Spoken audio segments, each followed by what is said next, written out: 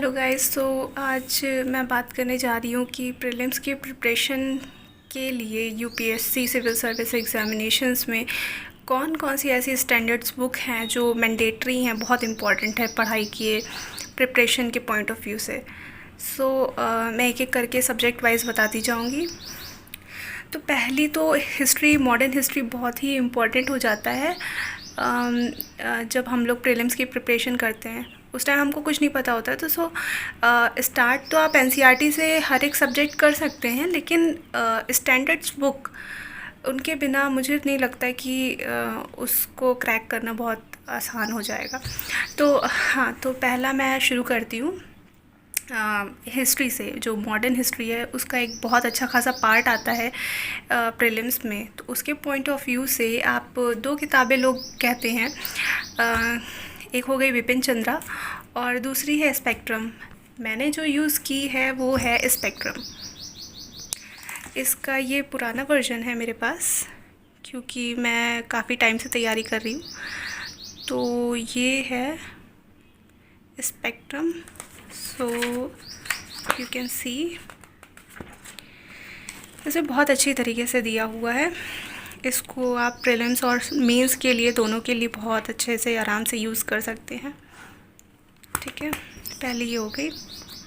इससे अच्छे खासे नोट्स बना सकते हैं। इसकी सबसे अच्छा बेनिफिट ये है कि इसमें हर चैप्टर के पीछे एक समरी दी हुई है, जो रिवीजन के पॉइंट ऑफ व्यू से बहुत इजी हो जाता है रिवीजन करना। देखिए, you can see. Okay, so yes, उसके अलावा अपेंडिक्स दिए हुए हैं, इंडेक्सेस दिए हुए हैं। ठीक है, इसके बाद आता है ज्योग्राफ़ी जो है वो सबसे अच्छी तरीके से आप एनसीईआरटी से ही तैयार कर सकते हैं। मैं अभी एनसीईआरटी को नहीं दिखा रही हूँ, क्योंकि मैंने यहाँ पे सिर्फ स्टैंडर्ड बुक्स को लिया है दिखाने के लिए। तो मैं, हाँ, ज्योग्राफ़ी के कुछ पार्ट आप जीसी लियोंग से भी तैयार कर सकते हैं। कुछ ऐसे पार्ट्स हैं, जो कुछ ऐसे टॉपिक्स हैं जो आपको शायद एनसीईआरटी में ना मिले, थोड़े कॉम्प्लेक्स हैं वो, क्योंकि तो यस, आप जीसी लियोंग से आराम से उसको तैयार कर सकते हैं। जीसी लियोंग को पूरा नहीं पढ़ना है, उसमें से सिर्फ मोटे मोटे टॉपिक्स जो अभी जैसे चल रहे हैं और एनसीईआरटी में आपको नहीं समझ में आ रहे, नहीं मिल रहे हैं, उनको आप लेके तैयार कर सकते हैं। वरना आपके ज्योग्राफ़ी के लिए तो एनसीईआरटी बेस्ट है। 11th-12th की जो 4 एनसीईआरटीज़ आती हैं वो सबसे बेस्ट है। उसके बाद एनवायरनमेंट एक बहुत बड़ा पार्ट प्ले करता है प्रीलिम्स के एग्ज़ाम्स में, इनफैक्ट मेंस में भी। एनवायरनमेंट, वी ऑल नो की चीज़ें हो रही हैं बहुत सारी, एनवायरनमेंट वगैरह से लेके बहुत से प्रोटोकॉल्स हो रहे हैं, बहुत से कन्वेंशंस हो रहे हैं, बहुत सी मीटिंग्स हो रही हैं। तो इन्वायरमेंट के लिए सबसे अच्छी मुझे जो लगी, मैंने जो यूज़ की है, वो है शंकर आईएएस अकेडमी की इन्वायरमेंट की बुक। ठीक है, तो इसमें भी बहुत अच्छी तरीके से चीज़ों को दिया हुआ है।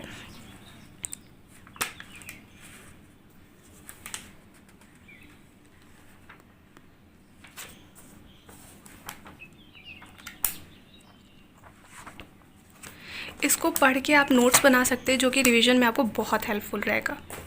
इसके बाद बात करते हैं Indian polity, the Laxmikanth. We all know this is the Bible of Bible for the polity. So आप, मेरी काफ़ी पुरानी हो गई, मेरा नया एडिशन नहीं है, तो आप नया एडिशन ले सकते हैं। थोड़ा बहुत अपडेट है उसमें, बाकी मेरे लिए ये बढ़िया है, क्योंकि मैंने इसमें बहुत सारे नोट्स बना रखे हैं। आप देख सकते हैं कि ये बिल्कुल फट चुकी है, इतना मैंने इसको रीड आउट किया है। यू कैन सी, इसके मैंने इसको अलग करके रिवीजन के पॉइंट ऑफ व्यू से इसको अलग अलग डिवाइड कर रखा है कि मैं आराम से इसका रिवीजन कर सकूं। सो इससे, लेकिन नोट्स ज़रूर बना लेना आप लोग, क्योंकि नोट्स अगर नहीं बनाओगे तो आप इसका रिवीजन 1 घंटे में नहीं कर पाओगे। जब एग्ज़ाम देने जाओगे तो आपको इसका रिवीजन करना बहुत ज़्यादा ज़रूरी होगा। इसमें अमेंडमेंट दिए हुए हैं, ये देखिए, इस तरीके से टेबल्स दी हुई हैं जो आपको बहुत बहुत ज़्यादा यूज़फुल होंगी जब भी आपको रिवीजन करना होगा। जैसे कि पावर्स एक जगह दिया हुआ है कि गवर्नर और प्रेसिडेंट के पावर में क्या डिफरेंसेस हैं। तो इस तरीके की चीज़ें जो हैं वो आप इसमें से बहुत आसान से कर सकते हो। बाकी देखिए ये सब फंडामेंटल राइट, फंडामेंटल आर्टिकल, ये एक पर्टिकुलर आपको दिया हुआ है टेबल जिसमें आप बहुत ही आराम से रिवीजन कर सकते हो। आपको पूरा पढ़ने की ज़रूरत नहीं, इसको ऊपर ऊपर पढ़ लो, इससे क्वेश्चन आना ही आना है। अब बात करते हैं इकोनॉमी की। इकोनॉमी में आप एनसीईआरटी पढ़िए, एनसीईआरटी बहुत बढ़िया है, आराम से आप पढ़ सकते हैं। इसके अलावा मैंने जो अलग जो टॉपिक्स थे जो मुझे नहीं मिल रहे थे उनको यूज़ किया। उसके लिए मैंने रमेश सिंह की इंडियन इकोनॉमी पढ़ी। इससे पहले मैंने अपनी सारी एनसीईआरटीज़ कवर अप कर चुकी थी, उसके बाद मैंने उसको पढ़ना शुरू किया। एनसीईआरटी का सेशन मैं अलग बनाऊंगी अगले वीडियो में, तो इसको मैं नहीं दिखा रही हूँ अभी। बाकी रमेश सिंह को आपको पूरा नहीं पढ़ना है, कुछ इंपॉर्टेंट टॉपिक हैं जैसे कि जैसे 5 ईयर गोल्स जो थे, स्टार्टिंग का जो 5 ईयर प्लान था उसमें क्या चीज़ों को रखा गया, क्या मेन मोटिव था। इस तरह के क्वेश्चन बहुत आसानी से पूछे जाते हैं, बहुत रेयर हैं, मतलब बहुत कॉमन से क्वेश्चंस कुछ हैं जो हमेशा हर साल आते हैं। तो इसमें पूरा नहीं पढ़ना है, इसकी कुछ टॉपिक्स के आप नोट बना लीजिए फॉर रिवीजन पर्सपेक्टिव। ओके, अब last but not the least जो मैंने स्टैंडर्ड बुक यूज़ की है वो है Indian art and culture. Art and culture एक बहुत ही डाइवर्स टॉपिक है जिसके लिए आपको कई सारे सोर्सेज यूज़ करने पड़ते, बट नितिन सिंघानिया की इंडियन आर्ट एंड कल्चर सबसे बेस्ट है। आप इसमें आपको पूरा एक एक टॉपिक मिल जाएगा। चाहे मैं इंडेक्स दिखाती हूँ आपको। So you can see the index जिसमें विजुअल आर्ट्स का एक अलग है, ठीक है, फिर परफॉर्मिंग का अलग है। परफॉर्मिंग में आपका म्यूज़िक आ गया, ठीक है, डांस फॉर्म्स आ गए, ये सारी चीज़ें हैं। इसके अलावा बहुत सारी चीज़ों को बहुत अच्छी तरीके से दिया हुआ है। देन कल्चर ऑफ इंडिया, इस तरीके से हर एक चीज़ को डिवाइड करके दिया हुआ है। You can see pictorial form में चीज़ों को दिया है तो उसको पढ़ना समझना बहुत आसान हो जाता है। जैसे डांस फॉर्म है, उनको देख के समझ में आ जाता है कि ये कहाँ का डांस होगा, तो उसको मेमोराइज़ करना बहुत इजी हो जाता है, ठीक है।